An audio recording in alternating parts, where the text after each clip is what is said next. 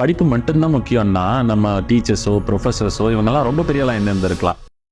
நம்ம படிப்பு அப்படிங்கிறத ரொம்ப ரொம்ப தப்பா புரிஞ்சுக்கிறோம் எப்பயுமே. என்னன்னா காலேஜில் படிக்கிறது, ஸ்கூல்ல படிக்கிறது, இதுதான் படிப்பு அப்படிங்கிற மாதிரி நினைச்சுக்கோ. ஒவ்வொரு விஷயத்தையும் நீங்களா அடிபட்டு கத்துக்கிறத விட யாரோ ஒருத்தங்க அதை கத்துக்கிட்டு அதை புக்ஸா எழுதியிருப்பாங்க. The history of somebody is நம்ம இன்னைக்கு படிச்சுட்டு உட்காந்துட்டு இருக்கிறோம். எதுக்காகன்னா அந்த தவறுகளை நம்மளும் செஞ்சிடக்கூடாது, அதை விட ஃபாஸ்டா எப்படி முன்னாடி போகலாம் அப்படிங்கிற ஒரு விஷயத்த நம்மளுக்கு ஆல்ரெடி முன்னாடி இருக்கிறவங்க பதிவு பண்ணி வச்சுட்டு போயிருக்காங்க. எப்ப இந்த வழியா போனா ஒரு குழி இருக்கும்பா அப்படின்னா நம்ம குழியில ஒழுக மாட்டோம். இவ்வளவுதான் படிப்புங்கிறது என்னை பொறுத்த வரைக்கும். ஆனா அந்த புக்கு நீங்க படிக்காம போனீங்கன்னா 100% அந்த குழியில விழுந்து நீங்க எதிர்த்து போவீங்க.